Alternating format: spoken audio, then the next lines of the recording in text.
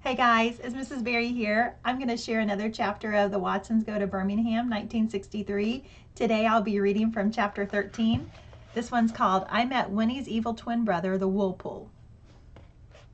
If y'all go into the water, you stay away from Collier's Landing. A couple years ago, Miss Thomas's little boy Jimmy got caught up in the kind of whirlpool there, and they didn't find the poor soul's body for 3 days. I'd only halfway listened to what Grandma Sands had said, and now me and Joey and Byron were standing at a sign with arrows that pointed in 2 directions. The one pointing to the left said public swimming, and the other one pointing to the right looked as if it had been on the post for 1,000,000 years. But if you got real close to it, you could read, warning, no trespassing, no swimming, no public entry. Signed, Joe Collier. Oh man, Collier's Landing, I said. Let's go. I knew Joey wouldn't like this, but I figured me and Bi could talk her into coming and not snitching. Joey said, Kenny, you heard Grandma Sands tell about the little boy getting lost in the water. What was that thing called that she said got him? Daddy Cool said, didn't you hear what she said, Joey? She said he got caught by the whirlpool. Is that a fish? Joey asked. You know who Winnie the Pooh is, don't you? Me and Joey both nodded. Well, Whirlpool is Winnie's evil twin brother. Don't no one ever write about him because they don't want to scare y'all kids. What he does is hide underwater and snatch stupid kids down with him. I figured that dumb story was enough to scare me off and started walking in the direction of the public swimming. If Kenny wants to take his stupid little behind down there and get snatched, let him. Bi grabbed Joey's hand and started pulling her along with him, but she skidded her feet in the dirt. But Byron, what if Whirlpool comes to where we're going? Can't he swim down there and get people there too? Nah, Joey, the Whirlpool doesn't come on public beaches. He just grabs folks that are too stingy to let peons come on their land, like this Collier guy. Who could understand Byron? Here was his chance for another fantastic adventure, and he was going in the wrong direction. Something was wrong with him.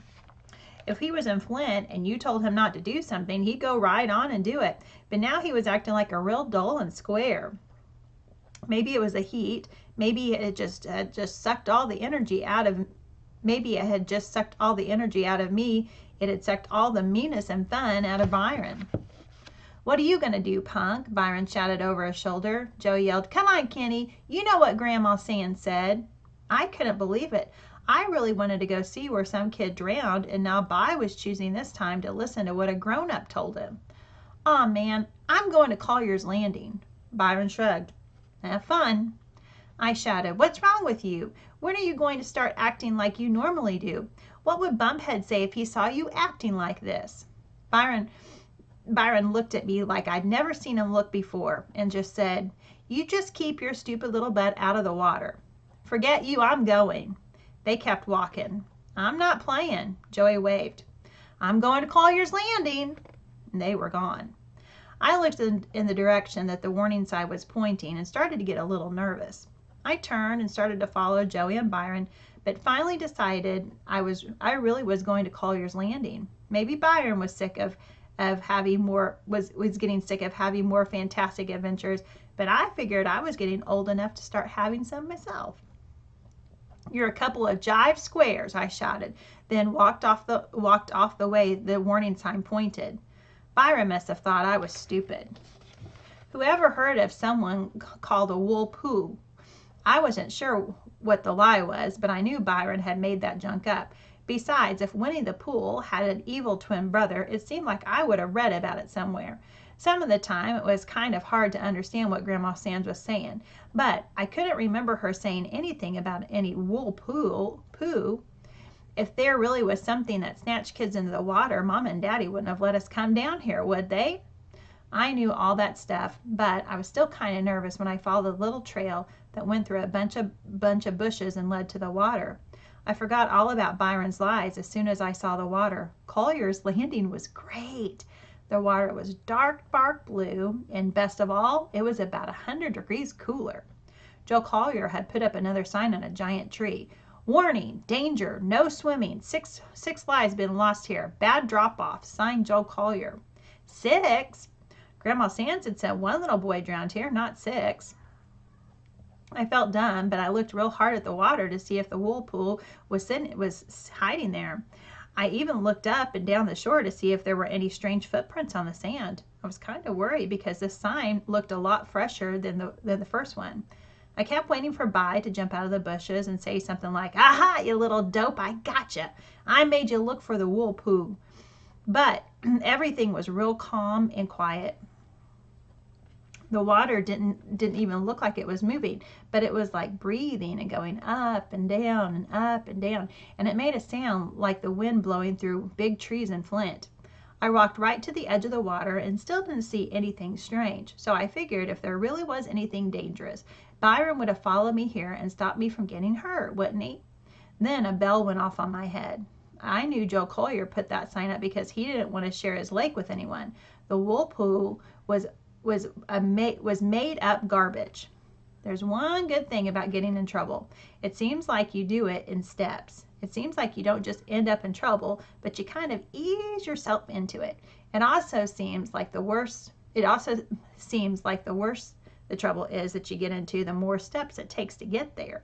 Sort of like when you're getting a bunch of little warnings on the way. Sort of like if you really wanted to you could turn around. The first warning I should have listened to was when Daddy Cool and Joey followed the arrow to the left and I went to the right. The second warning was whenever I decided to wade in the water and the knots wouldn't come out of my tennis shoes laces and I had to pull and tug the shoes off with the laces still tied. After that, it's kind of hard to count how many warnings I got because the trouble I ended up in must have had a zillion of them. Step by step, I wasn't easing into trouble until I was finally standing in the lake with water up to my knees. I'd gone out into the water because there was a bunch of stupid little slow-moving fish right near the shore, and I thought I might be able to catch some of them and make them pets. I wasn't afraid because I figured if there was a whirlpool, he was in the area with these little fishes, and wouldn't be hanging around. Alabama fish were a lot friendlier and a little trickier than Michigan ones. I bent over and stuck my hand in the water and tried to grab a couple, but they kept slipping away like they were covered with soap. They were right there and I couldn't grab them. They didn't even act like they were afraid of me. They were just swimming around my legs, even bumping their faces into me, like they were trying to kiss me. It seemed like they wanted me to catch them and take them back to Flint. After missing about 100 times, I stood up and saw the reason the fish wouldn't go out in the deeper water. There was a big green turtle about the size of a football cruising back and forth in the deep water, and he just looked as slow and stupid as the fish did. Wow, who'd want to have a fish for a pet when you could have a turtle? I took a few more steps out, and the cool blue water came all the way up to my arms. Getting cool all of a sudden like this made me bug my eyes and suck in my breath. I made a quick grab of the stupid turtle, and zoom, he flapped his arms once and disappeared into deeper water. That quick grab was my last step. Boom, all of a sudden, I was in big trouble. The rocky ground underneath my feet started sliding away from the shore. I didn't get nervous because I knew I could flap my arms like the turtle and get back to the dirt. I looked up and saw the shore was still real close. I flapped my arms and nothing happened. I stayed in the same spot. Then the rocks underneath my feet were gone and I was kicking in water. With the tips of my toes, I could still brush some of the rocks, but they were all slipping and sliding away from the shore. I pulled away to try to swim back and my head bobbed under the water. All the sound and light from Alabama disappeared because my eyes automatically shut and it seemed like my ears were stuffed with cotton. I got a mouthful of water, but my head came right back up. I laughed because I was spitting and patooing a mile a minute when my head popped out of the water, but the laughing stopped real quick when I tried swimming again and my head went back under. That's when I really got scared. I'd seen enough cartoons to know that when your head goes down 3 times, it doesn't come back up. I knew if I went down one more time, I was dead as a donut. My eyes looked at the shore where my shoes were sitting safely on the rocks. Oh man, I said to myself, I wish I had a magic lamp so I could have the genie make me where those shoes are and they could be where I am. That was the last thing I thought about before I found out that Grandma Sands and Byron and Joe Collier weren't lying at all. That was the last thing I thought about before I found out that the whirlpool was was real and big and mean and horrible, and that he didn't care at all about dragging kids under the water. I'd never ever been this scared in my life. I hollered out, "Mama!" My arms were punching the water like it was a person, and my legs were going a mile a minute to try to get back to the shore. But now even my toes couldn't find anything to touch. "Okay, Kenny," I said to myself, "you know you're going to be all right. Just get real calm and swim back to the land. When you count to 3, just go back to your shoes."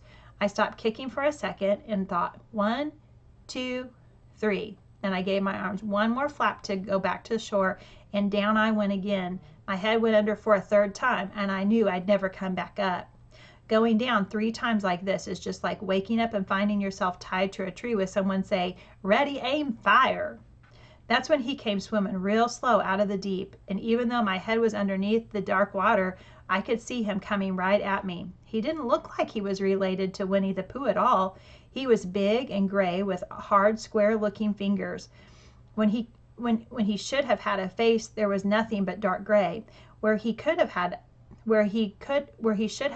eyes, there was nothing but a darker, colder-looking color. He grabbed my leg and started to pull me under.